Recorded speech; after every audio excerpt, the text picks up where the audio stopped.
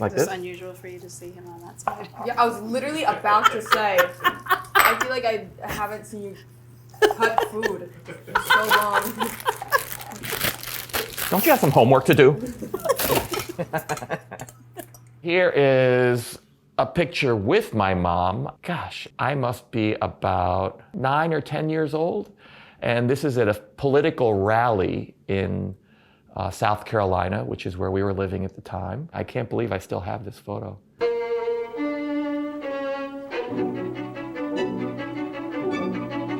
My earliest memories of childhood are playing the violin. When you have friends visit and then everybody gets together and usually somebody can play a little piano, and I remember always playing the violin in those situations at the age of 3, even as just a rank beginner. David Kim is 12 years old. He's rehearsing with his mother at their home in Columbia, South Carolina.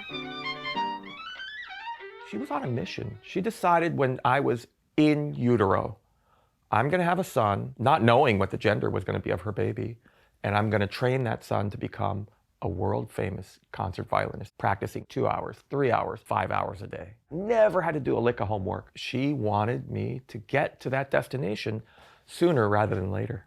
This is the famous music tent in Aspen, the Aspen Music Festival, where I would go for 9 weeks every summer. That was where I did a lot of growing up. My mom would be calling the dorm, just throughout the day, and if I wasn't there, where were you? Have you done your 5 hours? Just so demanding. David's been playing the violin since he was 3 years old. Now he plays with symphony orchestras all over the country. And when I was 14, I couldn't comprehend. I didn't quite get it, but my mom stopped calling. I'll never forget getting off the plane, and my mother, who was already tiny, had shrunken. It might have been the day I left for Aspen that summer. She was diagnosed with stomach cancer. Pretty soon I got the picture that she wasn't going to make it. On her deathbed, she told my father, I just want him to be happy and healthy, and if he wants to quit the violin today, fine with me. Those 3 years post Mom's death, that was a dark time for me in many ways. I spent a lot of summers kind of in a haze. I just felt like, what else am I gonna do? I can't even pass algebra. How am I gonna go anywhere else? So I auditioned for Juilliard, fully expecting to get in, and I did. At the age of 17, I was off to New York, and it was the beginning of the rest of my life.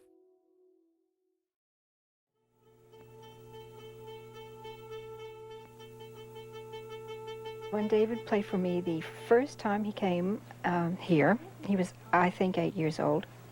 I wanted to get some impression of what kind of child he was, and I asked him what he thought of music. And he thought for a while, and then he looked at me and he said, are you asking me whether this is Baroque or classical music? I think he's really very gifted child. Dorothy DeLay was one of the great teachers of the 20th century. I remember how she just lifted my spirits. Very rarely did she make you feel anything less than wonderful. It's so nice being with her because she tells you just right out if you're wrong, and she takes your comments, and if she thinks that hers is right, then she thinks over my idea, and then we both debate over which one we should take. All right, David, that's good. Very good.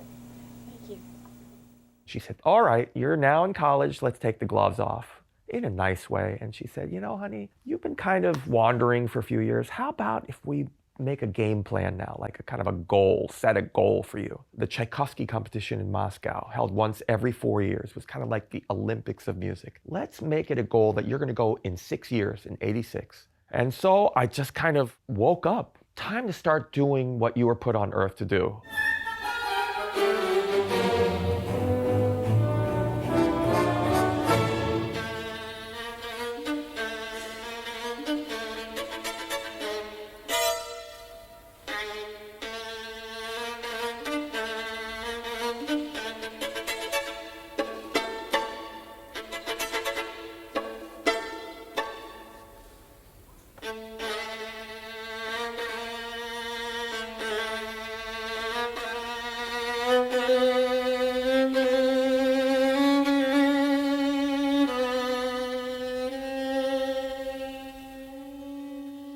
This is backstage, right before the finals. I was petrified and excited and exhilarated all at the same time.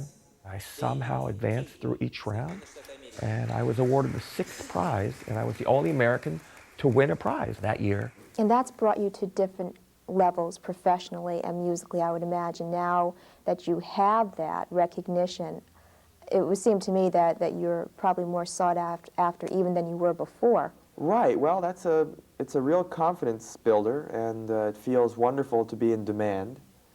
I can't say I'm playing 200 concerts a year, but then I don't think I'm ready for that yet. I'm building my career up. I'm getting quality dates, which is very gratifying because I love playing in small towns and I love playing for anybody. I like playing for school kids. Mm-hmm. But occasionally one needs to play a serious concert and really get nervous, and playing with this Pittsburgh Symphony this year, that's a very exciting thing for me.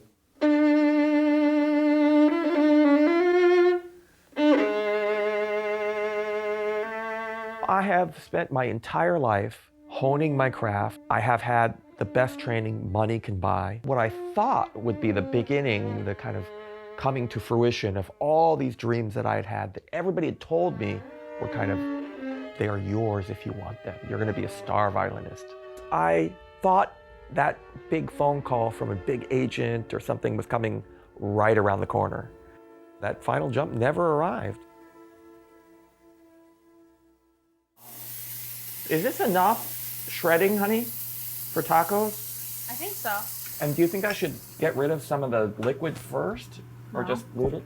Yeah. Just put it in there? Uh-huh. When I got back from Moscow, I'd just taken up the game of golf, and I went to Ohio to meet my uncle to play golf. We went straight from the airport to the Ohio State golf courses, and out walks this really tanned Korean-American golfer with like the Ohio State golf bag and the Ohio State uniform. Totally love at first sight. And 2 years later, we were married.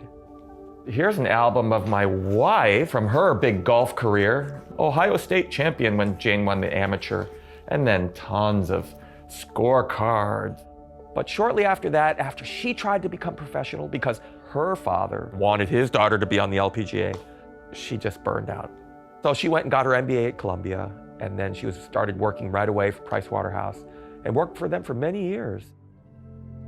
I was living in New York in Westchester County. I was so naive and so fooling myself, you know, lying to all my friends. Oh yeah, I just got back from tour. Tour being, you know, playing one concert in the Midwest in a small high school auditorium or something. That's not tour. My wife, just working late. She would just delicately say, hey, what would be so bad about, you know, maybe getting an orchestra job? How about a paycheck for once? And I was always very insulted. I absolutely resisted and looked the other way. All of a sudden I was in my early 30s, which is ancient, way past when I should have realized. It's not gonna happen. I'm not gonna be a Itzhak Perlman or a Yo-Yo Ma, and get a job, you know, support your family. And so the next morning, Jane was making coffee and I said, honey, I have an announcement to make. I am going to join an orchestra. And how relieved was she? I remember she said, it's about time.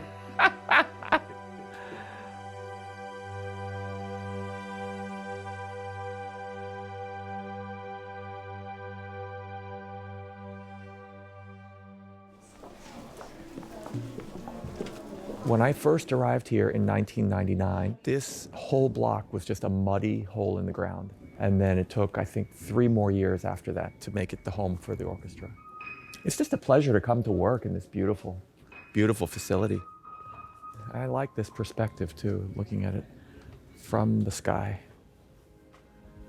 As I look back, my mom was intense. She really loved music that much. I just feel like I have reached a place in my career where she couldn't even have dreamt that I would be at this level. As concertmaster of one of the great orchestras, playing solos every year with the Philadelphia Orchestra, this is exactly what she wanted. And in the end, here we are.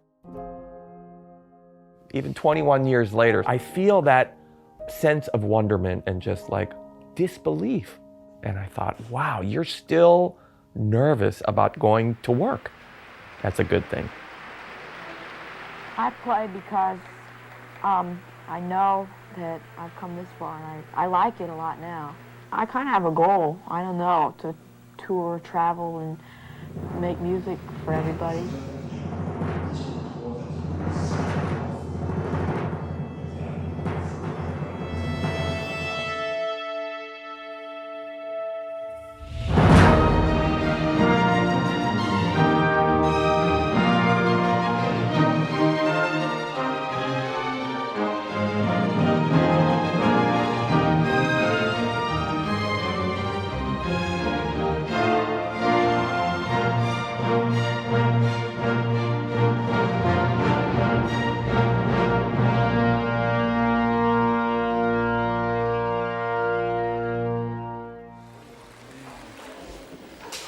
That was great.